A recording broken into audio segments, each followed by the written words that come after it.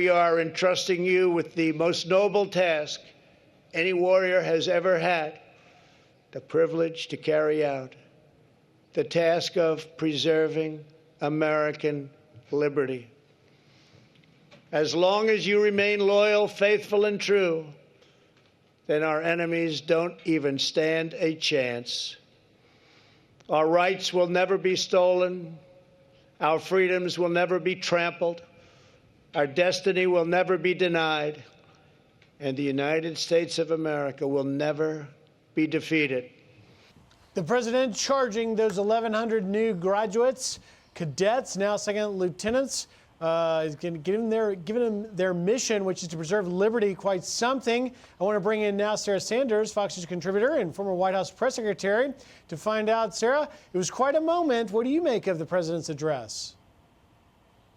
Good morning. I thought the president did a great job calling out the evils of racism and also talking about the country coming together and reminding so many people what America is all about, and that some of those individuals sitting in that crowd represent the very best of America, those that are willing to put their lives on the line and, in some cases pay the ultimate sacrifice to keep us free, to give us liberty, and to live in this great country. And I thought it was a great speech. I thought the president rose to the occasion yesterday and did a great job delivering a message that all Americans needed to hear, not just those that were in attendance yesterday. Absolutely. Sarah, all those second lieutenants will be wearing the American flag patch on their shoulder. The flag was flying that day. The president talks about being proud of our nation and of that flag. But right now we're in quite a moment where, in Seattle, you've got an autonomous zone, you've got protest riots across the country.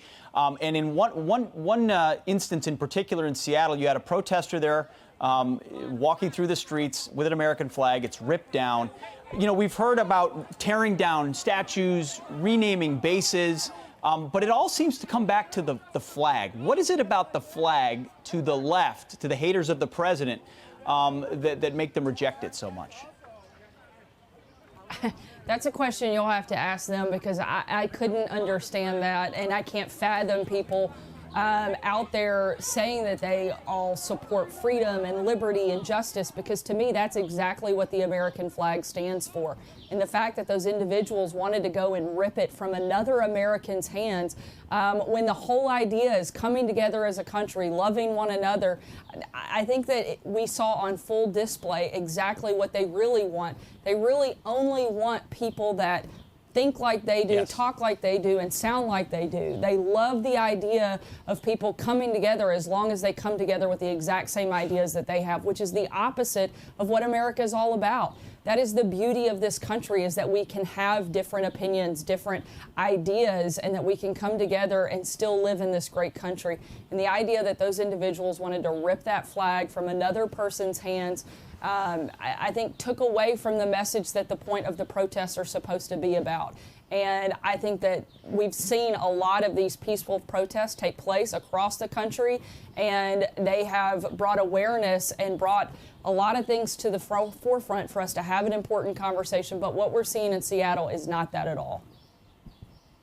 Yeah, Sarah, one of the things that has been brought to the forefront is the problem that exists with a lot of this local political leadership that just hasn't done their job. We've seen that in Seattle and elsewhere. In particular, though, with Seattle, this is a tweet from the mayor, from Jenny Durkin. Seattle is fine. Don't be so afraid of democracy. Now, to say Seattle is fine is utterly absurd if you see what's going on with this autonomous zone, but it also exists in contrast to the police chief, Carmen Best, who said, listen, it's not fine. We can't get in there. If there's someone who has an emergency and needs the police's assistance, we can't get to them in time. And that involves things that could be as bad as rape or murder or violence or theft or whatever it may be. So what's going on with this local leadership? Look, I think that the mayor is shown to be a disgrace and being very dishonest in the fact that her city is not fun, and it's certainly not under control. And it seems to be just pure chaos.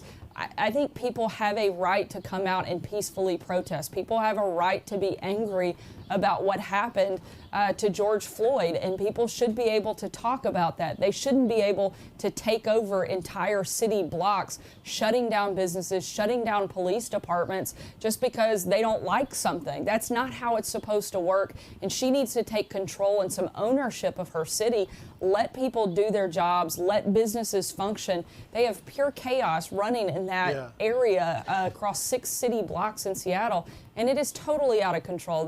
That we have to be a country of law and order, and I think we are seeing some of those conversations take place elsewhere, but certainly not in Seattle. Sarah, they've tied their own hands because they say they're with the protesters, but ultimately if they want to regain control, they need the cops to do it, but they're against the cops because the protesters are against the cops, and so nothing happens, and you've got autonomous zones. Real quick.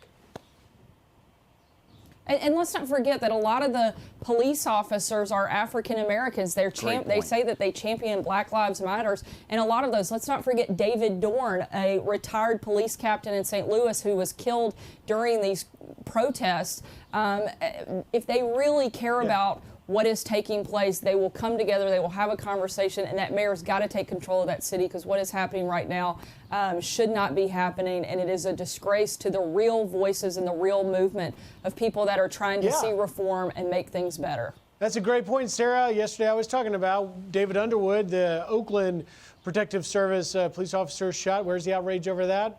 Just in there. Sarah Sanders, thanks for joining us this morning. You bet. Thank you, guys.